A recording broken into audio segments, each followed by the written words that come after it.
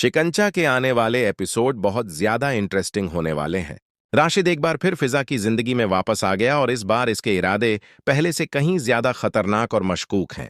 रानी ने बड़ी चालाकी से राशिद को दोबारा फिजा के लिए घर बुलाया, क्योंकि वह जानती है कि जारून किसी भी हाल में फिजा को हासिल करना चाहता है।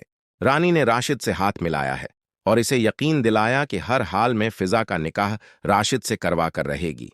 राशिद जब फिजा के सामने आकर खड़ा होता है तो इसकी खैरियत पूछने का नाटक करता है तो फिजा का गुस्सा काबू से बाहर हो जाता है। फिजा गरज कर कहती है, राशिद, मुझे तुम्हारी किसी अयादत की जरूरत नहीं है। अभी इसी वक्त यहां से दफा हो जाए हो जाओ। लेकिन रानी फौरन बीच में आ जाती है और साकिब को उकसाती है कि देखो साकिब, रानी कितना राशिद कितना बड़ा इंसान है जो इतनी बदनामी के बाद भी फिजा को अपनाने के लिए तैयार है। रानी साकिब के दिल में यह बात बिठा रही है कि अगर फिजा की शादी राशिद से न हुई तो कोई दूसरा शरीफ लड़का फिजा का हाथ नहीं थामेगा।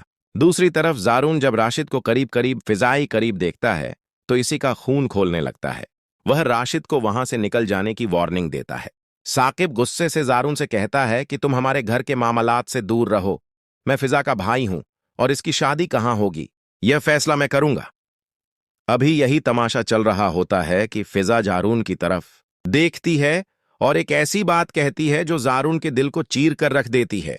फिजा कहती है कि जारून, याद रखना, मोहब्बत का जो सतून होता है ना, वह सिर्फ एतबार पर खड़ा होता है। वह कहती है कि अगर ये एक बार रिश्तों के दरमियान एतबार खत्म हो जाए तो वह सतून गिर जाता है और मोहब्बत का महल मिट्टी में मिल जाता है। फिजा ने साफ कह दिया कि हमारा रिश्ता अब खत्म हो चुका है और अब हम कभी एक नहीं हो सकते। जारून ने तड़प कर फिजा का हाथ थाम लिया और इसकी आंखों में झांक कर पूछा, फिजा, अगर तुम्हें मुझसे नफरत थी तो तुमने मेरी जान क्यों बचाई? जारून कहता है कि तुमने गोली अपने सीने पर खा ली लेकिन मुझे कुछ नहीं होने दिया। नफरत करने वाले लोग कभी किसी के जान के लिए ऐसा नहीं करते। जारून ने अहद किया कि फिजा, तुम कुछ भी कहो लेकिन मैं तुम्हारा हाथ मैंने थाम लिया और मैं सारी जिंदगी इसे नहीं छोड़ूंगा। वीडियो में आगे बढ़ने से पहले अगर आप मेरे चैनल पर नए हैं तो लाइक और सब्सक्राइब कर दें। ने जारून एक खामोश जारून अब एक खामोशी से पुलिस अफसर बनकर तफशी शुरू कर दी है, क्योंकि अब वह राशिद के बारे में मिन शदीद शक में मुब्तला हो चुका है। जून अपने महकमे के लोगों से कहता है कि राशिद का पूरा बैकग्राउंड का डाटा निकाला जाए और देखा जाए कि यह इसका ताल्लुक किन गुंडों से है। जारून को पता चलता है कि राशिद कोई शरीफ लड़हेच का नहीं है, बल्कि शहर का एक बड्ढा अगवाकार गैंग के साथ मुलावस है।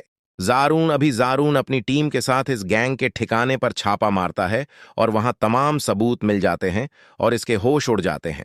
गिरफ्तार होने वाले गुंडे पुलिस के सामने सच चुगल देते हैं कि फिजा को किडनैप करने वाला और कोई नहीं बल्कि वह राशिद ही था। वो बताते हैं कि राशिद को फिजा को अगवा करवाया था राशिद ने ही फिजा को अगवा करवाया था ताकि इसे बदनाम कर सके और इसके बाद पैसों के इवज में किसी को बेचने का इसका मंसूबा था। जारून को जब पता चलता है तो राशिद इस कदर घटिया इंसान है तो इसे थाने में लाकर इस पर सख्ती करता है और इस पर मारपीट भी करता है। राशिद पुलिस के मार के सामने टूट जाता है और एक ऐसा इंसाफ करता है कि जारून के पैरों तले से जमीन निकल जाती है। राशिद रोते हुए एतराफ करता है कि साहिब, यह सब कुछ मैंने अकेले ने नहीं किया, लेकिन इसके पीछे रानी का हाथ था। राशिद बताता है कि रानी ने इसे भारी रकम दी थी ताकि वह फिजा को किडनैप कर सके और जारून की नजरों में गिरा सके। रानी चाहती थी कि फिजा इतनी बदनाम हो जाए कि जारून खुद ही इससे नफरत करने लगे और इनका रिश्ता हमेशा के लिए टूट जाए। जारून यह सुनकर साकित रह जाता है और अपनी सखी बहन रानी इतनी संगदिल निकल सकती है कि इस मासूम लड़की की जिंदगी से खेलेगी जारून। अब तमाम सबूत राशिद की रिकॉर्डिंग लेकर साकिब के घर पहुंच जाता है ताकि रानी की असरानी का असल चेहरा सबको दिखा सके। उधर घर में रानी ने अब रिदा पर जुल्म करना शुरू कर दिया है और उसे पागल पागल कहकर जलील करती है।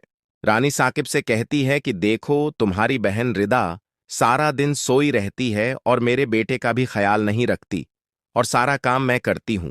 लेकिन साकिब अब रानी की बातों से उता चुका है और वह रिदा की गिरती हुई सेहत को देखकर भी बहुत परेशान है।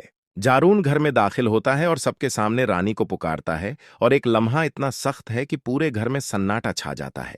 जारून साकिब को रिकॉर्डिंग सुनाता है जिसमें राशिद ने रानी का सारा काला चिट्ठा खोलकर बयान किया था। साकिब जब यह सुनता है तो अपनी बीवी और बहनों की जिंदगी बर्बाद की और जारून पर हमला करवाया, इसका दिमाग घूम जाता है।